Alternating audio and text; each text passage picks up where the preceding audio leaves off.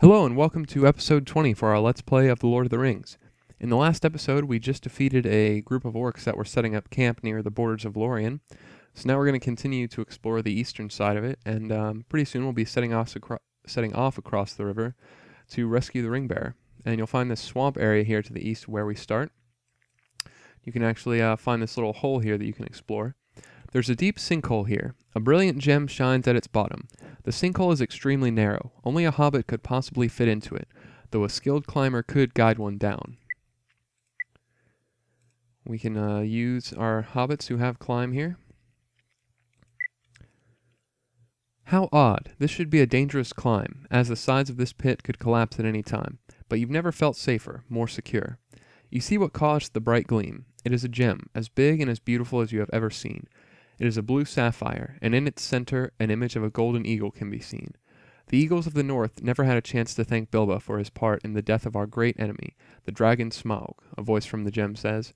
We offer this as a gift to his people, the hobbits, on whom the fate of Middle-earth rests. We will come to your aid in a time of dire need, but only when the need is uttermost.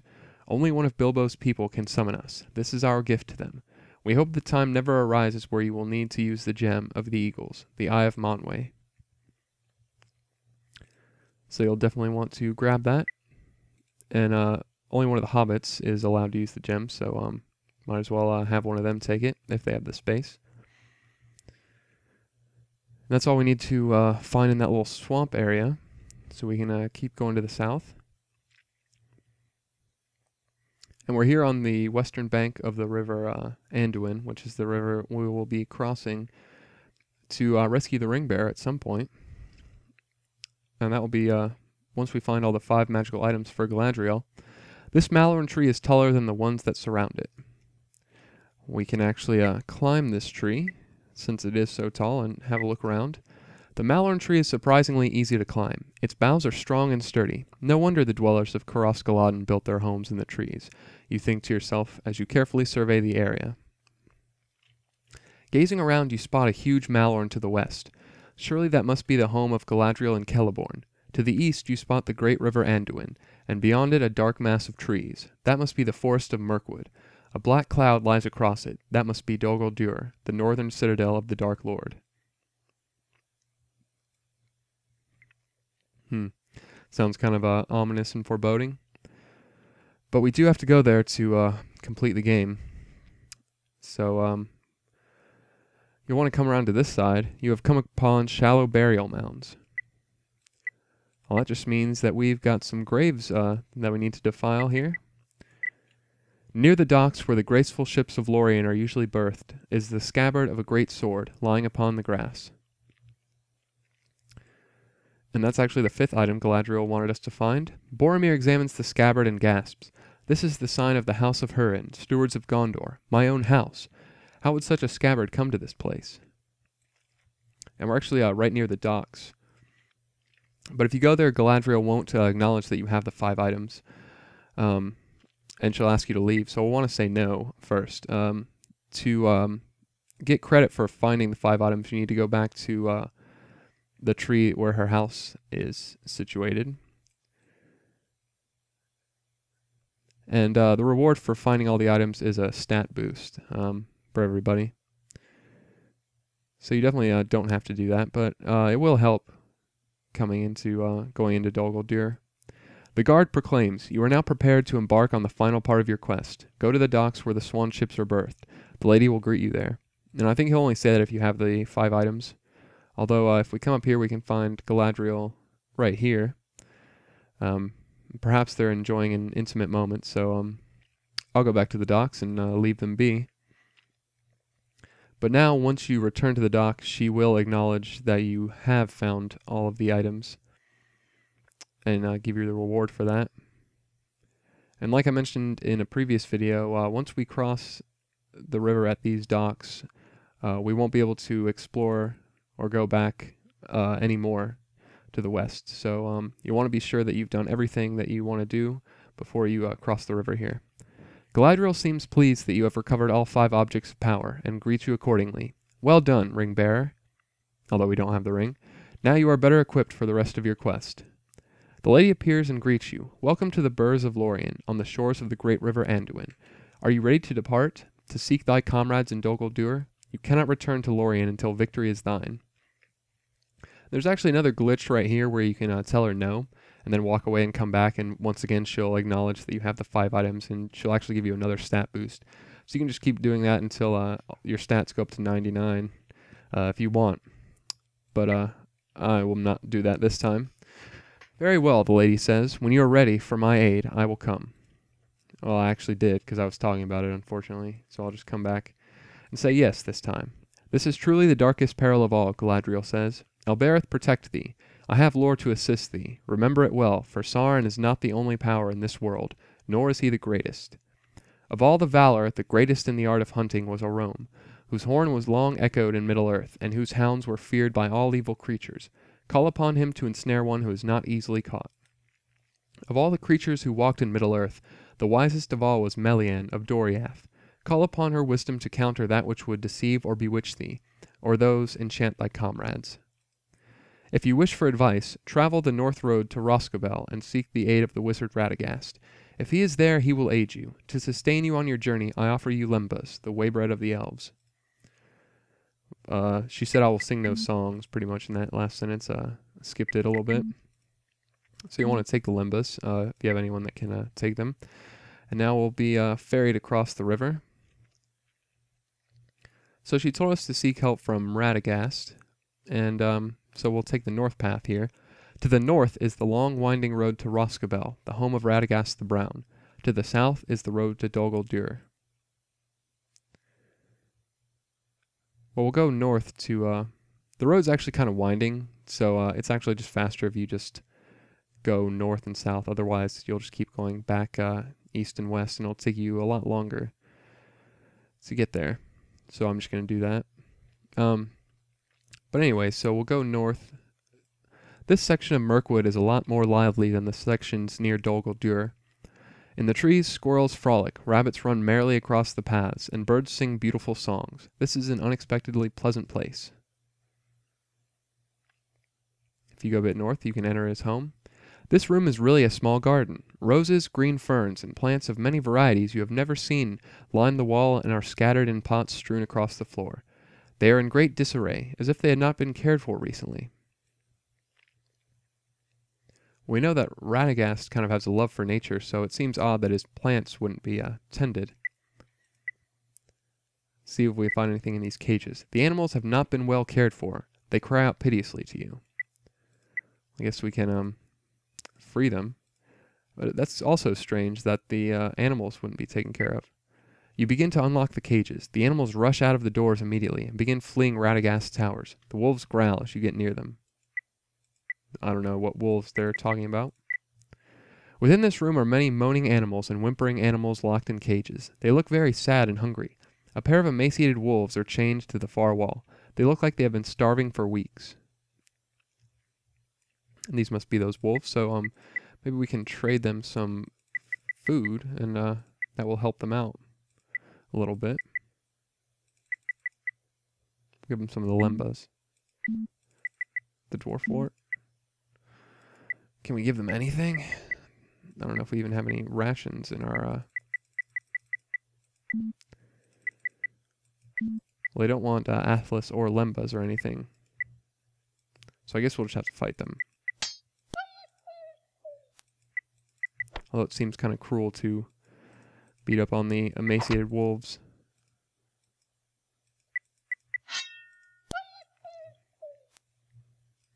And we're on the top floor here. In this chamber, a wizard dressed in brown sits back on a chair, eyeing a caged brown bird. He hears you approach and turns, saying, "So the quest has come to me at last. Alas, Radagast in his home has seen better days." Welcome, brave ones, from Radagast the Brown, a humble wizard like poor Gandalf. We'll ask him about the bird. Maybe we'll finally get the answer to what all those birds were, or how they tied into the quest here. This brown bird is a spy of the traitor Saruman. I keep it secure so he cannot spy on me. I cage these poor creatures to protect them. The Dark Lord enslaves animals too. Well, that all seems kind of suspicious. So I think I'm actually going to attack this Radagast here. You knew! The false wizard burns with rage as his form changes. It's a werewolf. With a bestial snarl, it attacks you. So that wasn't the real Radagast after all. So we'll just have to deal with this imposter here. This wolf's actually a lot stronger than the ones we've faced before. But I guess that's, since he's a werewolf, he would be. The werewolf lies dead upon the ground. The bird in the cage is chattering wildly. Free me, free me. We'll pick the lock here. We'll pick the lock here. The bird flies from the cage and is surrounded in an earthly brown light. When next you see him, he is tall, a wizard, younger than Gandalf, dressed in brown. A pleasant form, but it is rather confining. I am Radagast. Saruman tricked me, and when I learned of his deceit, he cast a mighty enchantment upon me. He placed my essence in the form of 100 brown birds, and scattered them across Middle-earth. He would not have been able to do so, except that my love for Middle-earth made part of me welcome that spell. I doubt I shall ever return to the land where wizards come from, but I can still help you on your quest. So now we know what all those birds were doing. But now we can recruit Radagast to our party, and we'll take a look at his stats here. There's a lot of lore, it looks like, and sword lore, although we don't have any swords to give him. So I'm going to trade him some of the limbas to hold.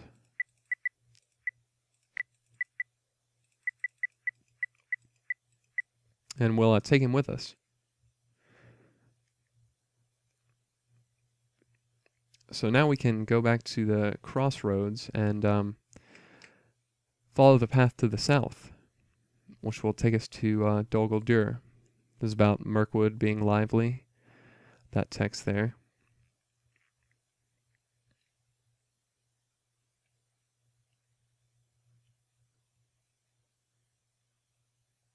And like I said before, this winding path, so you can just go north and south here, and eventually you'll find the road again.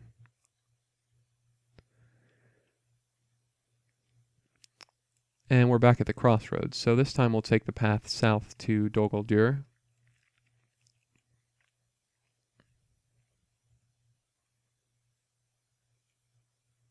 I don't know how far along this path we have to go before we find anything. Lurking nearby is Gollum. He notices you and starts to run away.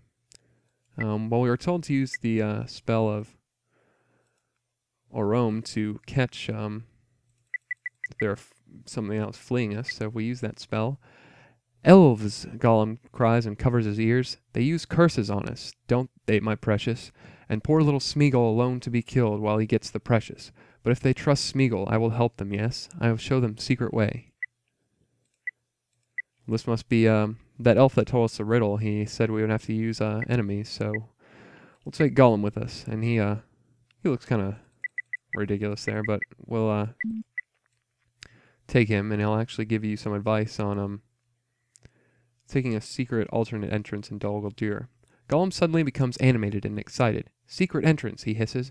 Wraiths not see us, no, my precious, near. And when we finds it, then he stops short. Shares it we will. Come, take secret way. He is pointing towards the north. I'm actually going to ignore Gollum's advice for now, because there's one thing we need to do in the southeast. But we will take that way eventually.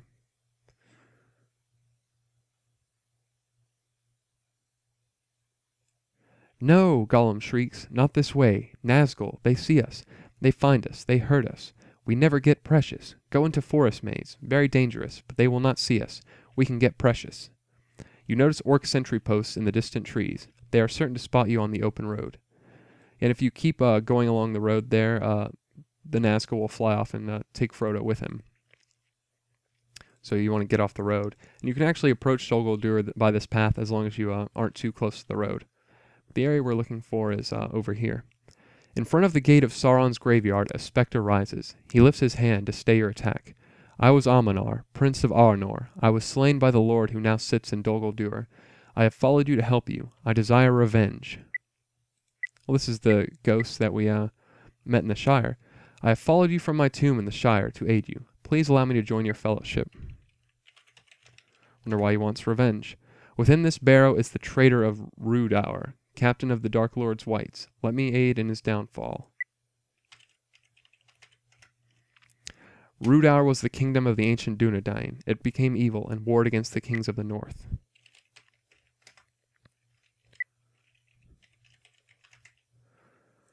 Well, we have to take him with us. Although we have 6 members, so I'll get rid of Celebrith here and recruit the Ghost King for now. And I think he'll only stay with you in this area over here. And there's only one thing we need to do with him, and we need to find this barrow here in the center. The Whites advance towards you. This Ghost King howls, but the Ghost King howls in rage. This terrible noise freezes your blood, but the Whites' response is even more drastic. They move away from you and vanish. So we enter the barrow here. From the ground, a huge White rises, wearing crowns and other finery of kings. His lieutenant draws weapons. Thief, cries the spirit of Amanar. Murderer, traitor. Their weapons clash. It is the finale of an ancient battle. It looks like we have 6 Whites to deal with here. It's quite a lot. But luckily we'll have the Ghost King to help us now. Not that we couldn't have handled it on our own. I wonder if the Ghost King can be killed, since he's already dead. But it seems the Whites can be killed, so... Oh, let's see what kind of combat Gollum can do. Nothing.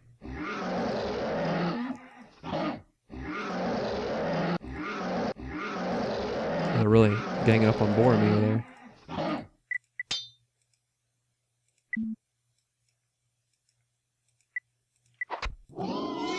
And Radagast doesn't have any weapons right now, so we'll have to use one of his spells.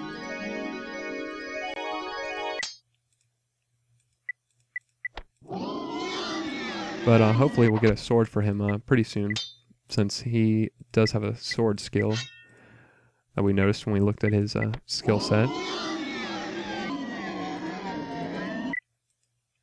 Once again, Gollum doing nothing.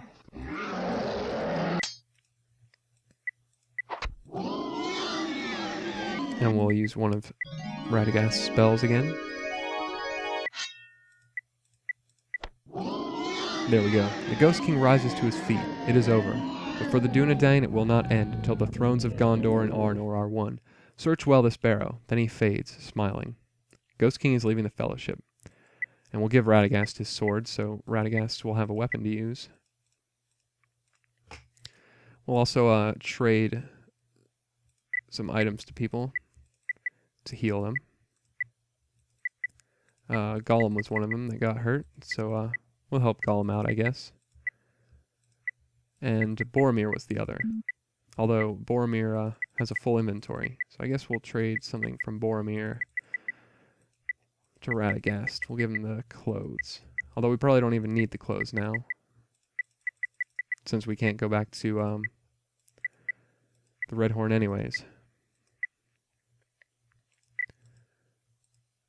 Then we'll heal Radagast, and I thought Gollum had some items, but apparently he doesn't. And Boromir. Then we'll search the graves here and see if we can find anything. Maybe the second grave will have something useful.